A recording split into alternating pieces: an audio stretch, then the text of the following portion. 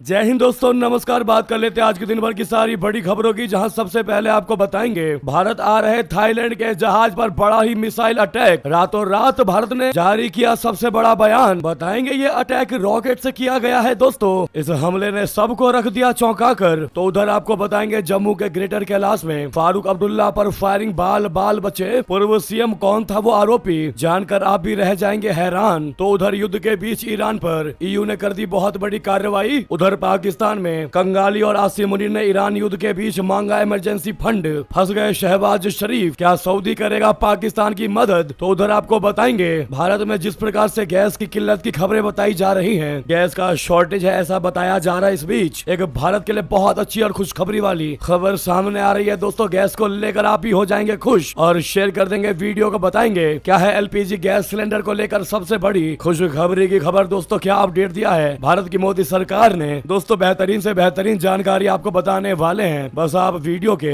अंत तक बने रहिएगा। और खबरों में आगे बढ़ने से पहले अगर आप भी इस मुश्किल की घड़ी में, युद्ध की घड़ी में हर पल हर क्षण भारत के साथ खड़े हैं, भारत के समर्थन में खड़े हैं, तो वीडियो को लाइक करके इस चैनल को सब्सक्राइब करके बेल आइकन दबा के कमेंट में जय हिंद अवश्य कह दीजिएगा। बात करते हैं पहली सबसे बड़ी खबर की, जहां हॉर्मुज जल डमरू मध्य के पास थाईलैंड के एक कार्गो शिप पर बहुत बड़ा अटैक हुआ है। यह कार्गो शिप भारत के गुजरात की ओर जा रही थी। इस शिप से कोई अनजान प्रोजेक्टाइल टकराई जिससे उसमें आग लग गई दोस्तों। इस कारण शिप पर मौजूद 20 क्रू मेंबर्स का रेस्क्यू किया गया है, जबकि 3 अब भी उसमें फंसे हुए हैं। मरीन सिक्योरिटी सोर्स और शिप ट्रैकिंग डेटा के मुताबिक शिप, जिसकी पहचान मयूरी नारी के तौर पर हुई है, इसे ओमान के उत्तरी तट से लगभग 11 नॉटिकल मील दूर निशाना बनाया गया था दोस्तों। थाईलैंड की सरकार ने पुष्टि की है कि इस हमले के बाद शिप पर सवार 20 क्रू मेंबर्स को बचा लिया गया, जबकि 3 क्रू मेंबर्स अभी भी उस पर मौजूद है। जी हां, जहाज ट्रैकिंग वेबसाइटों के मुताबिक मयूरी नारी हॉर्मुज जल डमरू मध्य में ओमानी तट से कुछ ही दूर एक समुद्री मील प्रति घंटे से थोड़ी अधिक धीमी गति से आगे बढ़ रही थी। उन्होंने बताया कि यह पोत 178 मीटर लंबा है और इसका वजन 30,000 टन है और ये भारत के कांडला की ओर जा रहा था। भारत के विदेश मंत्रालय के प्रवक्ता रणधीर जायसवाल जी ने सोशल मीडिया प्लेटफॉर्म पर अपना स्टैंड शेयर करते हुए कैप्शन लिखा कि कांडला इंडिया जाने वाले शिप के बारे में बयान में आगे कहा गया कि हमने 11 मार्च को हॉर्मुज के जल डमरू मध्य में थाई जहाज मयूरी नारी पर हुए हमले की खबरें देखी है। जायसवाल जी ने बताया कि यह जहाज भारत में कांडला पोर्ट पर जा रहा था। उन्होंने आगे लिखा कि भारत इस बात पर बहुत ज्यादा दुख जताता है कि पश्चिम एशिया में चल रहे संघर्ष में कमर्शियल शिपिंग को मिलिट्री हमलों का निशाना बनाया जा रहा है। उन्होंने हाल के हमलों में मारे गए बेगुनाह लोगों से जुड़ी घटना की भी निंदा की। इस तरह के हमलों में जान गंवाने वालों में 2 भारतीय शामिल थे, वहीं एक लापता हो गया है। विदेश मंत्रालय की तरफ से हमलों की बढ़ती तेजी की आलोचना की गई है। भारत के विदेश मंत्रालय ने क्लियरली कह दिया है कि निर्दोषों की मौत हम बिल्कुल भी स्वीकार नहीं करेंगे। फिलहाल भारत के विदेश मंत्रालय ने आनन फानन में ये बयान जारी किया है दोस्तों। लेकिन अब देखना ये होगा कि भारत की मोदी सरकार इस मुद्दे पर कौन सा बड़ा एक्शन लेती है, क्योंकि ये शिप भारत के क्षेत्र में आ रही थी दोस्तों। हालांकि पहले तो ये पता लगाना जरूरी होगा कि आखिरकार इस शिप पर हमला किया तो किस देश ने किया है। आपको क्या लगता है दोस्तों, किस देश ने इस जहाज पर अटैक किया होगा? जो भी आपको लगता हो जरूर कमेंट करके बताइएगा। साथ ही साथ आपको बता दें,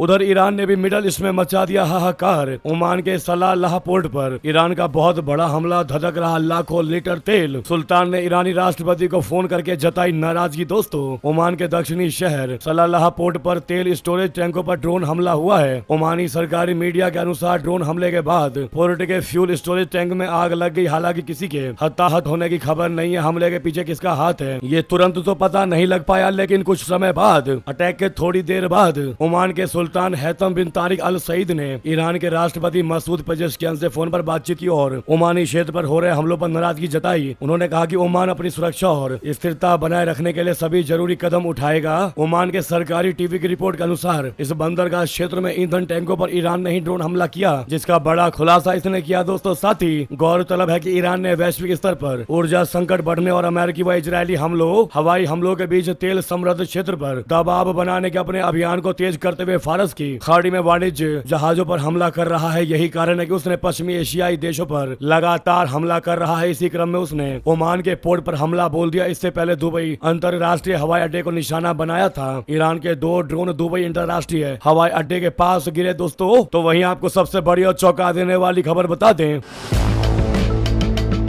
जम्मू के ग्रेटर कैलाश में फारूक अब्दुल्ला पर बड़ी फायरिंग, बाल बाल बचे पूर्व सीएम आरोपी हुआ गिरफ्तार। बता दें जम्मू में नेशनल कॉन्फ्रेंस के अध्यक्ष और जम्मू कश्मीर के पूर्व सीएम फारूक अब्दुल्ला पर फायरिंग की गई है। फायरिंग की यह घटना जम्मू के ग्रेटर कैलाश इलाके में हुई है, जहां अज्ञात हमलावर ने उन पर गोली चला दी। जानकारी के अनुसार फायरिंग के दौरान डॉक्टर फारूक अब्दुल्ला बाल बाल बच गए और उन्हें कोई चोट नहीं आई। घटना के बाद इलाके में अफरा तफरी का माहौल बन गया है। दोस्तों, जब आप उन पर होते हुए हमले वाली वीडियो देखेंगे तो आप भी शौक रह जाएंगे कि हमला कितने नजदीक से हुआ। सीधा उनकी कनपट्टी के पास बंदूक रख दी गई। दोस्तों, मात्र मिली सेकंड के अंदर ही सिक्योरिटी गार्ड ने उस बंदूक को हवा में उछाल दिया, वरना आज वो गोली फारूक अब्दुल्ला के भेजे में पार हो गई होती। दोस्तों, सिर्फ मिली सेकंड में बच गए फारूक अब्दुल्ला। जिस घटना ने वाकई में हर किसी को चौंका कर रख दिया है। सूचना मिलते ही पुलिस मौके पर पहुंची और पूरे इलाके की घेराबंदी कर दी। पुलिस ने त्वरित कार्रवाई करते हुए फायरिंग करने वाले संदिग्ध व्यक्ति को गिरफ्तार कर लिया है। फारूक ग्रेटर कैलाश इलाके में एक वकील की शादी में शरीक होने गए थे। आरोपी ने उन पर यह हमला क्यों किया और किस मकसद से किया, फिलहाल यह बात सामने नहीं आ पाई। आरोपी से पूछताछ की जा रही है। वहीं गोलीबारी की इस घटना पर जम्मू कश्मीर के उप मुख्यमंत्री सुरेंद्र चौधरी ने इसे सुरक्षा में चूक बताया। उन्होंने कहा कि हम सब साथ हैं, मैं, हमारे नेता फारूक अब्दुल्ला और नासिर साथ में थे, सभी सुरक्षित हैं। पुलिस से पूछना चाहिए कि इतनी बड़ी चूक कैसे हुई। ये घटना ग्रेटर कैलाश के रॉयल पार्क में हुई, वहाँ स्थानीय पुलिस का कोई भी जवान मौजूद नहीं था। ये सुरक्षा में बहुत बड़ी चूक है। बहरहाल जांच जारी है। दोस्तों, अब देखना ये होगा कि आखिर आरोपी जिसने ये गोली चलाया है दोस्तों, वो किस मंसूबों के साथ आया था, उसको किसने भेजा, क्या उसकी फारूक अब्दुल्ला से पर्सनल दिक्कत थी या वो पाकिस्तानी था, क्या था कारण, ये जानना बाकी है। दोस्तों, जांच जारी है, आरोपी गिरफ्त में है, बस अब उससे पूछताछ होनी बाकी है। जैसे ही उसका बयान सामने आएगा हम सबसे पहले आपको बताएंगे। इसलिए चैनल पर फर्स्ट टाइम आए हैं तो सब्सक्राइब करके बेल आइकन अवश्य दबा लीजिएगा। और बाकी लोग यानी सभी लोग, सामने लाइक का बटन है, अभी तक लाइक नहीं किया तो लाइक का बटन अवश्य दबा दीजिएगा। बात करते हैं अगली बेहतरीन खबर की, जहां अब मिडल ईस्ट में एक नया खतरा सामने आया है। दोस्तों, ईरान के निशाने पर अमेरिकी इजरायली बैंक। दुबई में मच गया हलचल। ईरान की चेतावनी के बाद दुबई में सिटी और HSBC और कतर समेत इस इलाके में कई बैंक खाली हो रहे हैं। दोस्तों, ईरान ने चेतावनी दी है कि इजराइल अमेरिका ने तेहरान में सैपा बैंक पर बमबारी की थी, जिसमें कई बैंक कर्मचारी मारे गए थे। अब हम इसी के जवाब में अमेरिकी इजरायली बैंक को निशाना बनाएंगे। इसीलिए पश्चिम एशिया में जारी संघर्ष के बीच आशंका जताई जा रही है कि ईरान क्षेत्र में अमेरिकी और इजरायली बैंकों को निशाना बनाया जा सकता है। संभावित खतरे के मद्देनजर दुबई में कुछ अंतर्राष्ट्रीय बैंकों ने एहतियाती कदम उठाने शुरू भी कर दिए हैं। मीडिया रिपोर्ट्स के अनुसार ब्रिटेन के लंदन स्थित मुख्यालय वाले स्टैंडर्ड चार्टर्ड बैंक ने Dubai international financial centre DIFC स्थित अपने कार्यालयों से कुछ कर्मचारियों को निकालना शुरू कर दिया है। बताया यह जा रहा है कि बैंक को चेतावनी मिली है कि तेहरान पूरे मध्य पूर्व में अमेरिकी और इजरायली बैंकों को निशाना बनाने की योजना बना सकता है। दोस्तों, उधर आपको बता दें, युद्ध के बीच ईरान पर EU की बहुत बड़ी कार्रवाई, 19 ईरानी अधिकारियों पर लगा दिए नए प्रतिबंध। क्या है मामला बता दें। पश्चिम एशिया में जारी संघर्ष के बीच यूरोपीय संघ ने ईरान पर दबाव बढ़ाते हुए 19 ईरानी अधिकारियों और संस्थाओं पर नए प्रतिबंधों को मंजूरी दी है। इन पर गंभीर मानवाधिकार उल्लंघन और घरेलू दमन में शामिल होने के आरोप है। यूरोपीय संघ की विदेश मामलों और सुरक्षा नीति की उच्च प्रतिनिधि काजा कल्लास ने बुधवार को इसकी जानकारी दी। उन्होंने कहा कि यूरोपीय संघ के सदस्य देशों के राजदूतों द्वारा लिया गया यह निर्णय तेहरान को जवाबदेह ठहराने के लिए ब्लॉक की प्रतिबद्धता को दर्शाता है। तो वहीं सबसे बड़ी चौंकाने वाली खबर आपको बता दें,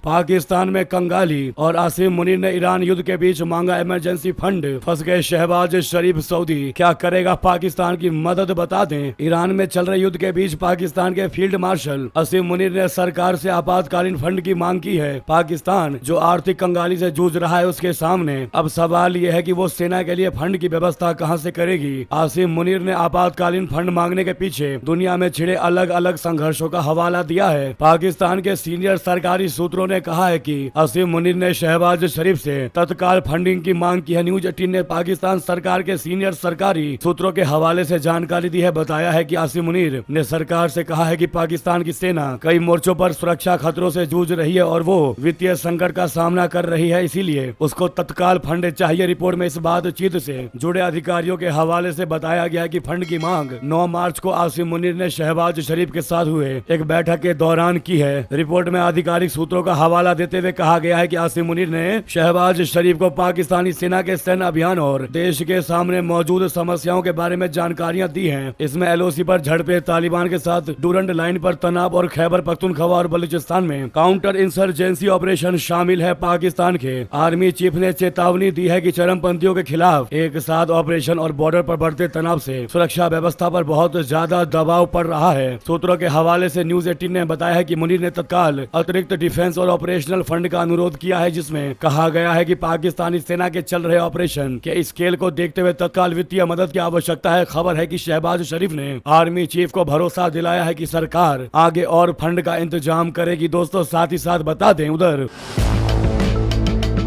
जहां एक तरफ पाकिस्तान में बर्बादी कंगाली छाई हुई है, आसिम मुनीर फंड तक की मांग कर रहा है। पाकिस्तान के पास सेना को देने तक के पैसे नहीं बचे, लेकिन वहीं दूसरी ओर यही पाकिस्तान, यही शहबाज शरीफ, यही आसिम मुनीर सऊदी अरबिया को सुरक्षा की गारंटी दे रहे हैं। दोस्तों सुनकर आपको भी काफी विचित्र और हास्यास्पद लगने वाला है। उधर अब पाकिस्तान ने ईरान को भी मिला दिया फोन। दोस्तों मिडल ईस्ट में बढ़ते तनाव के बीच पाकिस्तान एक तरफ सऊदी अरब के समर्थन की बात कर रहा है, तो दूसरी तरफ ईरान के साथ डिप्लोमेटिक संपर्क भी बनाए हुए हैं। दो नावों की सवारी करते पाकिस्तान ने बुधवार के दिन सऊदी को ईरानी हमलों के खिलाफ सुरक्षा का वादा किया और फिर ईरान से भी बात कर ली। बुधवार को पाकिस्तानी प्रधानमंत्री शहबाज शरीफ के प्रवक्ता मुशर्रफ जैदी ने कहा कि पाकिस्तान हर तरह से सऊदी की मदद को तैयार है। बुधवार को ही पाकिस्तानी प्रधानमंत्री शहबाज शरीफ ने ईरानी राष्ट्रपति मसूद पेजेश्कियन से बात भी की। आधिकारिक बयान के अनुसार शहबाज शरीफ ने हालिया तनाव पर चिंता जताते हुए कहा कि पाकिस्तान शांति, स्थिरता और तनाव कम करने के लिए कूटनीतिक प्रयासों और संवाद को बेहद ही ज्यादा जरूरी मानता है। बातचीत के दौरान शहबाज शरीफ ने जोर देकर कहा कि हालात को और बिगड़ने से रोकने के लिए सभी पक्षों को संयम और जिम्मेदारी का परिचय देना चाहिए। उन्होंने ये भी कहा कि पाकिस्तान ईरान के साथ अपने ऐतिहासिक, धार्मिक और सांस्कृतिक संबंधों को बहुत महत्व देता है और दोनों देशों के बीच द्विपक्षीय सहयोग को और मजबूत करना चाहता है। अब ऐसे में दोस्तों शहबाज शरीफ को या यूं कहें कि पूरे पाकिस्तान को समझना होगा, जो वो ईरान से कह रहा है कि युद्ध की जगह बातचीत का रास्ता अपनाना चाहिए, तो शहबाज शरीफ को ये पता होना चाहिए कि पहले अटैक ईरान ने नहीं बल्कि इजराइल ने किया था, जिसके बाद अमेरिका ने ईरान पर बड़ा अटैक किया। ऐसे में शहबाज को यह बात अमेरिका और इजराइल से करनी चाहिए, जो कि पाकिस्तान के अंदर हिम्मत तक नहीं है कि वो अमेरिका से ऐसी बात कह पाए। तो वो ईरान को दबाने का प्रयास कर रहा है, क्योंकि उसको पता है कि अगर वो इस युद्ध को रुकवाने के लिए बयान जारी नहीं करेगा तो पाकिस्तान आज कंगाल है, कल भूखमरी से मर भी जाएगा। दोस्तों अब ऐसे में सबसे बड़ा सवाल ये है कि खुद के तो खाने के लाले पड़ रहे हैं और सऊदी को सुरक्षा की गारंटी दे रहा है पाकिस्तान। इस मुद्दे पर आपकी जो भी राय हो जरूर लिखकर बताइएगा, भारी मात्रा में कमेंट कीजिएगा। दोस्तों तो वहीं आपको भारत के लिए बड़ी अच्छी खबर, बड़ी जानकारी बता दें। अपना भारत अमेरिकी ऑयल रिफाइनरी में करेगा $300 बिलियन का निवेश। क्या वाकई में है ऐसा? ट्रम्प का चौंकाने वाला दावा, इंडिया से कहा थैंक यू। क्या है जानकारी दोस्तों? दरअसल अमेरिकी राष्ट्रपति डोनाल्ड ट्रम्प ने मंगलवार को एक बड़ा ऐलान किया। उन्होंने कहा कि टेक्सास के ब्राउनसविले में $300 बिलियन यानी करीब 25 लाख करोड़ रुपए की एक नई ऑयल रिफाइनरी बनाई जाएगी। ये अमेरिका में पिछले 50 साल में पहली नई ऑयल रिफाइनरी होगी। ट्रम्प ने इस प्रोजेक्ट को अमेरिका के इतिहास की सबसे बड़ी डील बताया और भारत के पार्टनर्स खासकर रिलायंस इंडस्ट्रीज को उनके तगड़े निवेश के लिए धन्यवाद दिया। ट्रम्प ने ट्रुथ सोशल पर पोस्ट करते हुए कहा कि अमेरिका वापस असली एनर्जी डोमिनेंस की तरफ लौट रहा है। आज मुझे गर्व है कि अमेरिका फर्स्ट रिफाइनिंग ब्राउनसविले टेक्सास में 50 साल में पहली नई अमेरिकी ऑयल रिफाइनरी खोल रही है। ये $300 बिलियन की ऐतिहासिक डील है। ये अमेरिका के इतिहास की सबसे बड़ी डील भी है। ये अमेरिकी वर्कर्स, एनर्जी और साउथ टेक्सास के लोगों के लिए बहुत बड़ी जीत है। हमारे इंडिया पार्टनर्स और उनकी सबसे बड़ी प्राइवेट एनर्जी कंपनी रिलायंस को इस शानदार निवेश के लिए थैंक यू। वहीं ईरान से जंग के बीच तेल कंपनियों को डोनाल्ड ट्रम्प ने बड़ी सलाह भी दे दी। कह दिया बेखौफ होकर करें स्ट्रेट ऑफ हॉर्मुज का इस्तेमाल। जी हाँ, अमेरिका के राष्ट्रपति डोनाल्ड ट्रम्प ने ईरान के साथ जारी युद्ध को लेकर बड़ा बयान दिया है। ओहियो और केंटकी के दौरे पर रवाना होते समय ट्रम्प ने कहा कि अमेरिकी सेना अभियान अभी जारी रहेगा और आवश्यकता पड़ने पर इससे भी कड़ी कार्रवाई की जा सकती है। मीडिया से बातचीत में ट्रम्प ने दावा किया है कि ईरान की सैन्य ताकत को भारी नुकसान पहुंचाया गया है। उन्होंने कहा कि ईरान अपनी नौसेना खो दी है, अपनी एयरफोर्स को खो दिया है और उनके कई बड़े नेता भी अब नहीं रहे। हम चाहें तो इससे भी ज्यादा कड़ी कार्रवाई कर सकते हैं। जब उनसे पूछा गया कि सैन्य अभियान खत्म करने के लिए अमेरिका को और क्या करना होगा, तो ट्रम्प ने कहा कि हम वही करते रहेंगे जो अभी कर रहे हैं और देखेंगे कि इसका क्या नतीजा निकलता है। ट्रम्प ने वैश्विक तेल आपूर्ति के अहम मार्ग बोले तो स्ट्रेट ऑफ हॉर्मुज को लेकर बयान दिया। उन्होंने कहा कि तेल कंपनियों को इस रास्ते का बेखौफ होकर इस्तेमाल करना चाहिए और उन्हें इससे घबराने की कोई आवश्यकता नहीं है। लेकिन सवाल ये है दोस्तों की स्ट्रेट ऑफ हॉर्मुज ईरान के नजदीक है। अगर ये जहाज आज डोनाल्ड ट्रंप की बातों में आकर के वहां से गुजरने लगे और ईरान ने इन पर मिसाइल दाग दी, तो क्या ट्रंप या ट्रंप की सेना इनको बचा पाएगी? और यही वजह है कि व्यापारी बिल्कुल भी ट्रंप की बातों में नहीं आना चाहते। उनको पता है कि ट्रंप जो भी बयान देता है उस बयान में दम नहीं होता। ट्रंप कुछ भी कहता है, इन लोगों को बहुत अच्छे से ये जानकारी है। कौन कौन मानता है कि ट्रंप की बात वाकई में एकदम से नहीं माननी चाहिए? अवश्य कमेंट करके आप लोग बताइएगा। अगली बेहतरीन खबर की बात करते हैं, जहां गैस की किल्लत के बीच बहुत अच्छी खबर, भारत पहुंच रही है एलपीजी की बड़ी खेप। सरकार ने और क्या अपडेट दिया इससे जुड़ी आपको बता दें। पश्चिम एशिया में जारी संघर्ष के बीच पेट्रोलियम मंत्रालय की ओर से बड़ा बयान सामने आया है। देश में एलपीजी की संभावित कमी की आशंकाओं के बीच भारत की केंद्र सरकार ने स्पष्ट किया है कि गैस और कच्चे तेल की आपूर्ति पूरे तरीके से सुरक्षित है, सिक्योर है। सरकार के अनुसार एलएनजी के 2 कार्गो भारत की ओर आ रहे हैं, जो जल्द ही देश पहुँच जाएंगे। मंत्रालय का कहना है की एलपीजी सिलेंडर की घबराहट में बुकिंग करने की कोई आवश्यकता नहीं है और घरेलू उपभोक्ताओं के लिए करीब 2.5 दिन का सामान आपूर्ति चक्र बरकरार है। पेट्रोलियम एवं प्राकृतिक गैस मंत्रालय में संयुक्त सचिव सुजाता शर्मा ने गुरुवार को पत्रकारों से बातचीत में कहा कि भारत की कच्चे तेल की आपूर्ति सुरक्षित है और तेल को हॉर्मुज़ जलडमरू मध्य से इतर मार्गों के जरिए भी मंगाया जा रहा है। उन्होंने कहा कि सरकार की तरफ से उठाए गए कदमों के चलते देश में एलपीजी उत्पादन में करीब 25% की वृद्धि हुई है। इस दौरान उन्होंने कहा कि कुछ स्थानों से घबराहट, बेचैनी में सिलेंडर की बुकिंग और गलत सूचना के कारण जमाखोरी किए जाने की खबरें मिली हैं। मैं ये साफ करना चाहती हूँ कि घरेलू एलपीजी की सामान आपूर्ति अवधि अब भी लगभग 2.5 दिन की है, इसलिए उपभोक्ताओं को जल्दबाजी में सिलेंडर बुक करने की आवश्यकता नहीं है। उन्होंने कहा कि राज्य सरकारों को ईंधन की जमाखोरी और कालाबाजारी रोकने के लिए एहतियाती कदम उठाने के लिए कहा गया है। जी हाँ दोस्तों, वही इसी मुद्दे पर केरल के एर्नाकुलम में प्रधानमंत्री मोदी जी ने भी कह दिया कि एक तरफ भाजपा और एनडीए देश को आत्मनिर्भर बनाने के लिए काम कर रही है, वहीं दूसरी ओर कांग्रेस और लेफ्ट के लोग आत्मनिर्भर भारत अभियान का मजाक उड़ाने में जुटे रहते हैं। कांग्रेस और लेफ्ट के लोगों ने मिलकर सरकारें चलाई हैं, इन्होंने देश को विदेशों पर ज्यादा से ज्यादा निर्भर बनाया है। उन्होंने कहा कि आज ये लोग मिलकर अफवाहें फैलाने में जुटे हैं। आज युद्ध के समय, इस समय में भी कांग्रेस, लेफ्ट और इसका इकोसिस्टम देश में भय पैदा करने की पूरी ताकत इस्तेमाल कर रहा है, पूरी ताकत को खपा रहा है। मैं देश से ये कहूंगा कि कांग्रेस लेफ्ट द्वारा फैलाई जा रही अफवाहों से सावधान रहें, सतर्क रहें। ऐसे में आप भी दोस्तों, अगर सरकार ऐसा कह रही है तो आप लोग भी जल्दबाजी ना मचाएं और तेल को, एनर्जीज को, सिलेंडर्स को घर में रखकर जबरदस्ती का स्टॉक ना बढ़ाएं दोस्तों, क्योंकि मोदी सरकार ने क्लियरली कहा है कि हम भारतीयों पर आंच नहीं आने देंगे। किन किन को भरोसा है मोदी सरकार पर या मोदी जी पर, कमेंट में लिखकर अवश्य बताइएगा, और किन को नहीं है वो भी बताइएगा। साथ ही साथ बता दें,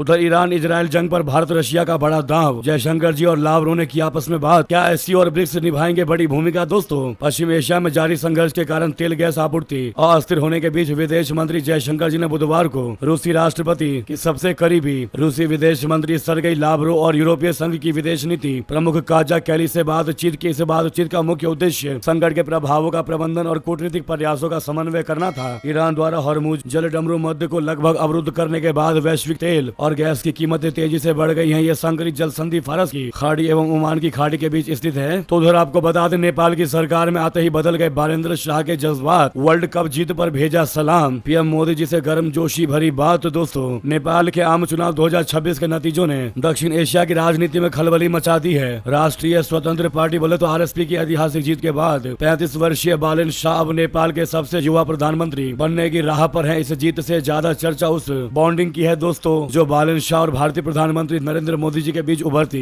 दिखाई दे रही है। भारत पर उल जलूल बातें करने वाले बालेन के बदले तेवर देखकर हर कोई उम्मीद कर रहा है कि उनके राज में भारत और नेपाल के रिश्ते काफी बेहतर हो जाएंगे। बालेंद्र शाह ने सोशल मीडिया पर एक पोस्ट करके भारत के प्रधानमंत्री नरेंद्र मोदी जी को धन्यवाद दिया। इसके अलावा उन्होंने अपने सोशल मीडिया पोस्ट में भारत सरकार और भारतीय जनता पार्टी को भारतीय क्रिकेट टीम के लगातार 2 बार T20 विश्व कप खिताब जीतने पर बधाई भी दी। भारत ने रविवार को अहमदाबाद में खेले गए फाइनल मुकाबले में न्यूजीलैंड को 96 रनों से हराकर T20 विश्व कप जीता और 3 बार खिताब अपने नाम करने वाली पहली टीम बन गई। तो दोस्तों, वहीं आपको बता दें, बंगाल केरल विधानसभा चुनाव पर भारतीय जनता पार्टी ने कसी कमर। आज उम्मीदवारों के नाम पर लगेगी मुहर। दोस्तों, पश्चिम बंगाल और केरल विधानसभा चुनाव के लिए उम्मीदवारों के चयन को लेकर भाजपा केंद्रीय चुनाव समिति गुरुवार यानी आज के दिन एक बैठक का आयोजन करने वाली है। भाजपा के मुख्यालय में होने वाली इस बैठक में पीएम नरेंद्र मोदी जी, गृह मंत्री अमित शाह जी, महाराष्ट्र के मुख्यमंत्री देवेंद्र फडणवीस समेत पार्टी के टॉप लीडर शामिल होंगे। भाजपा अध्यक्ष नितिन नवीन इस बैठक बैठक की अध्यक्षता करेंगे। वहीं ये सभी की सारी बड़ी जानकारी खबर कैसी लगी अवश्य कमेंट करके बताइएगा। लगे हाथों वीडियो को लाइक करके इस चैनल को सब्सक्राइब करके बेल आइकन दबा के कमेंट में जॉइन कर दीजिएगा। तो मिलते हैं आप सबकी बड़ी खबर में। यहाँ तक बने रहने के लिए आप सभी का बहुत बहुत धन्यवाद, बहुत बहुत आभार। जय हिंद, जय भारत, जय श्री राम।